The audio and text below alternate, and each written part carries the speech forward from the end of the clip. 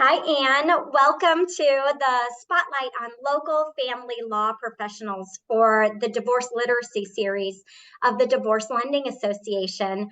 I am so happy to have you on this interview. I am just excited to hear how you can kind of help divorcing clients solve some serious issues when it comes to separating and protecting themselves.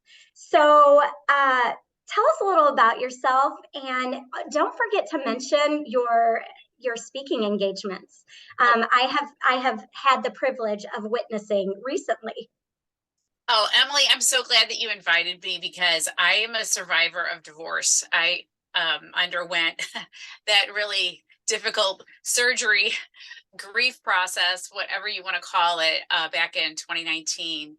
And I was married 31 years. And all now, as somebody that is, 4 years out of a divorce, I love to be able to be a resource to people that are going through that. And it's such a tough thing, and people don't even realize what it is. If they're surrounding the person that's divorcing, they don't realize how soul crushing it is. I am the mother of 9 children.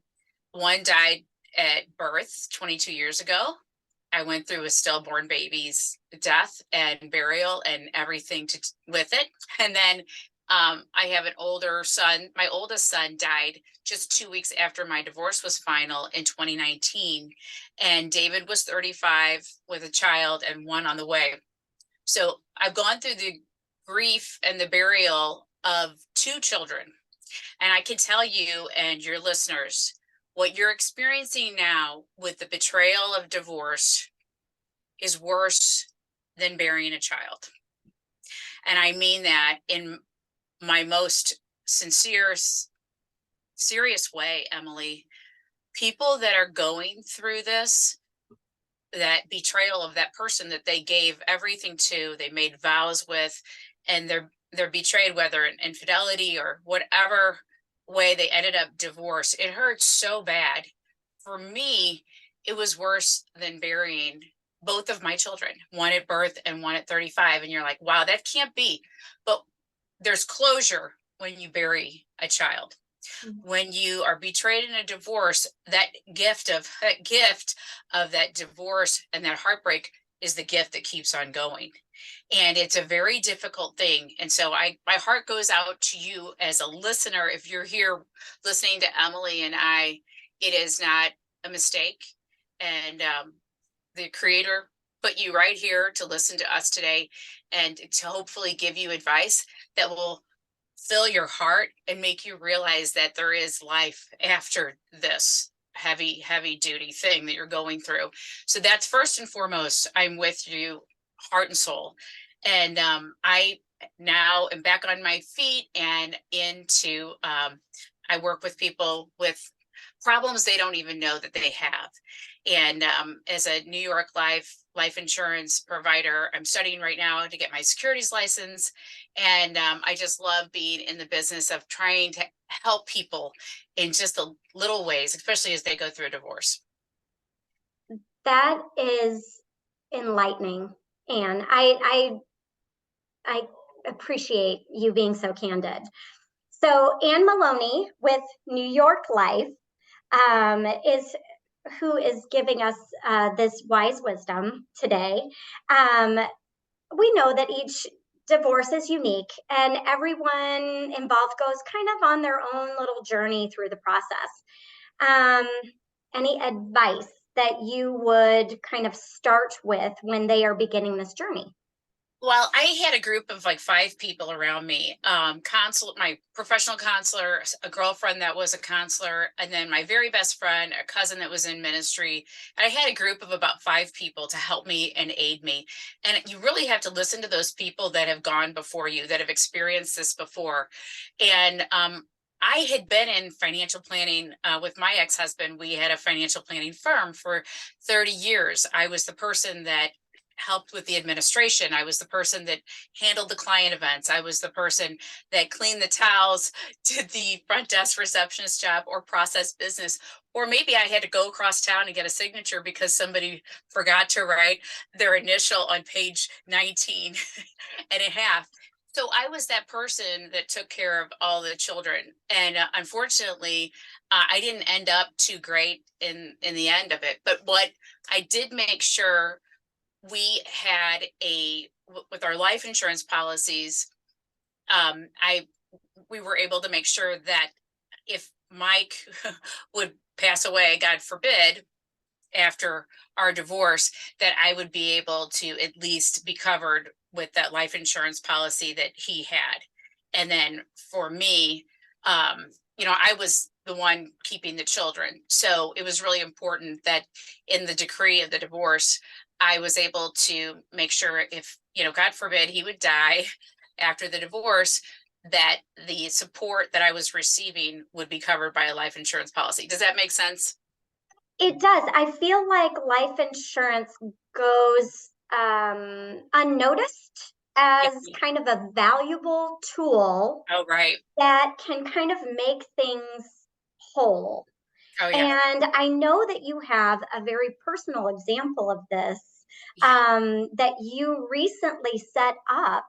And I'd love for you to share that with us because I feel like it's a really important um, feature that we don't really sort of like divorce mortgage planning. Right. We either Yeah. don't know about or we don't think about it.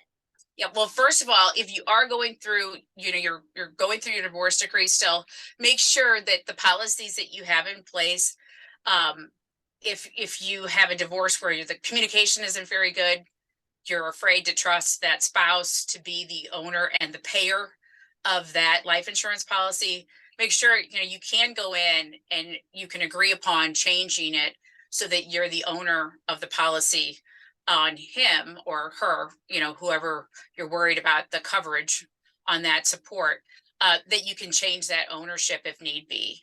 Never trust that that person's going to make that payment on that life insurance policy and then they would pass away and you wouldn't be able to receive anything after your support is over after their death. So that's the first thing.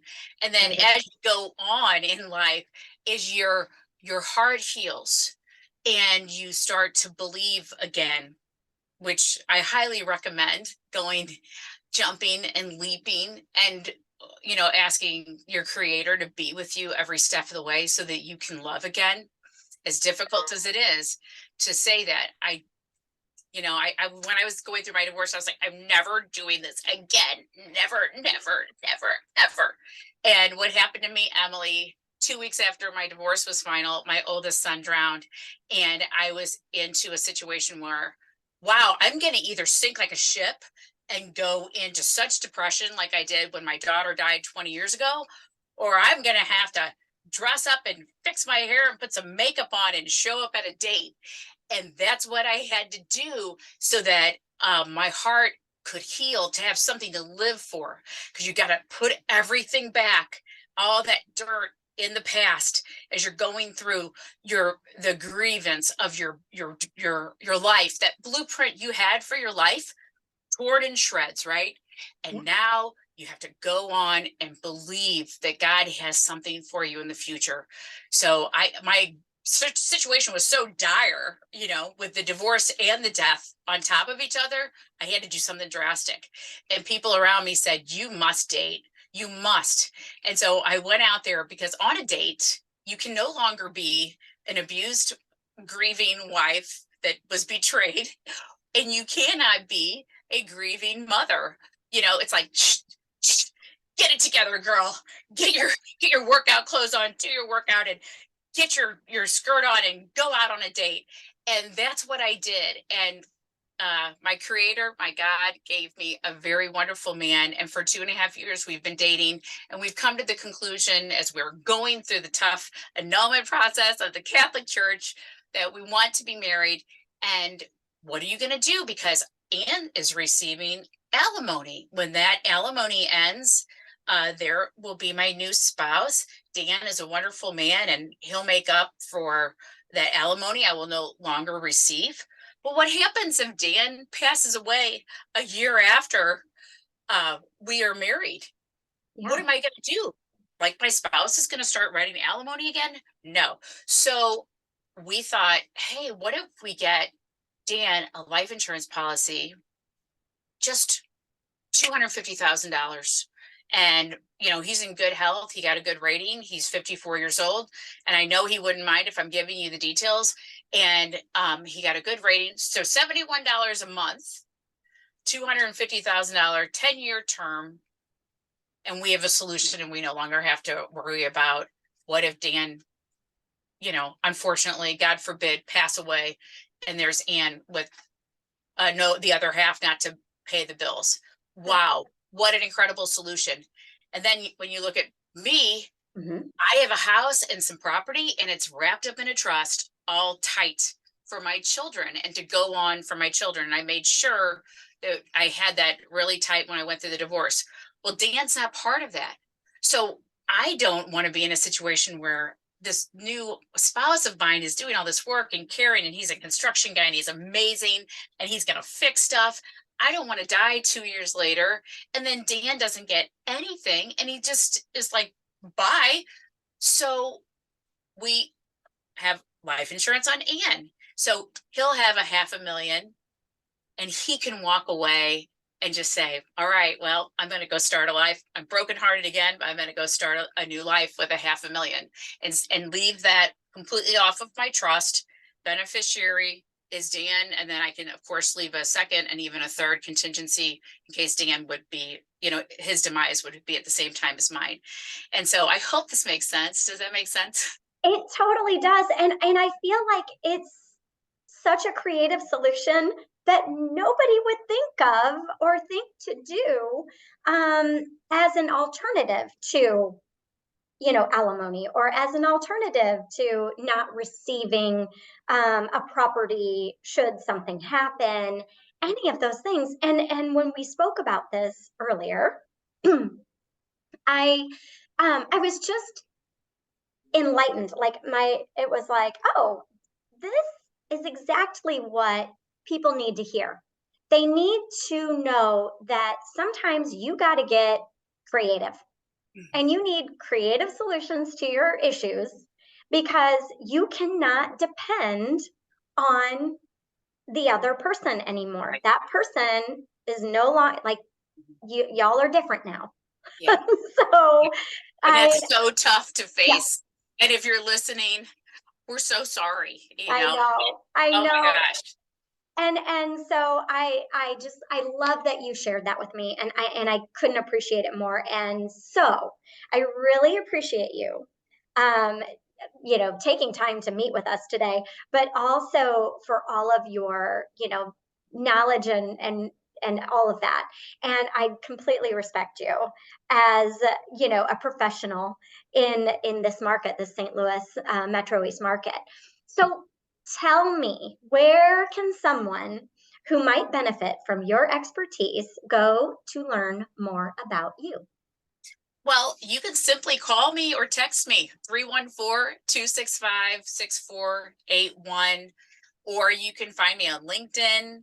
And Moloney is MOLONEY, or you can find me at Motivating Mom 9. I have a little Facebook page where I share, just inspiration to keep yourself healthy and get going. And God can help you so much in whatever stage of life you're at.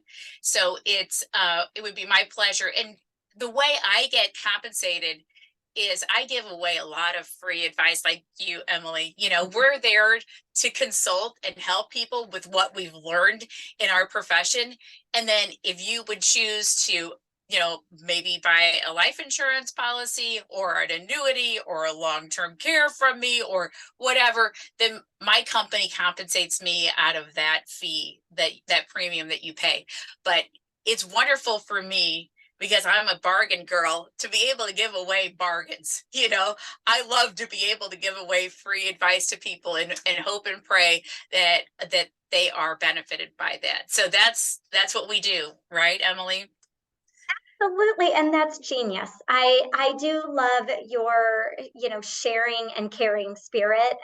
You've been nothing but a valuable resource to me since we've met, and it's been a very short period of time. But I just have always uh, felt lighter than air every time I've talked to you. So Well, it's likewise. The good Lord brings good spirits together, and you can get into a room, and those good spirits are just going to bounce off each other, and you're going to meet incredible people. And I'm sure, that's what you have to pray for every day.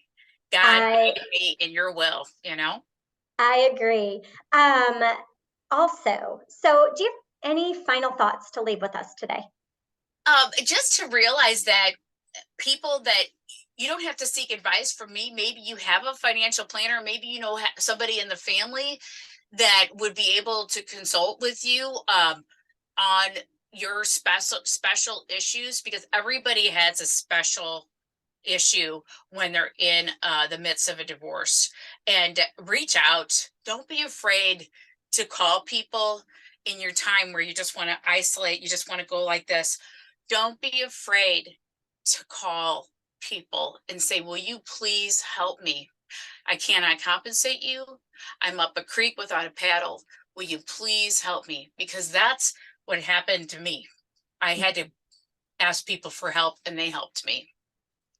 That is great advice. The members of your professional divorce team have a ton of resources for you. We have Right. people that we've connected with and done business with, and we can't wait to share them with you.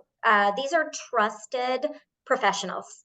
And so feel free. I'm going to make sure that the show notes have all of Anne Moloney's contact information, and that you can look her up and utilize her. She is fabulous.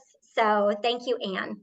Well, thank you, Emily, and thank you for this wonderful service. I'm going to make sure I share it, because I have so many friends that are struggling right now. So thank you for what you're doing. Awesome. Thank you.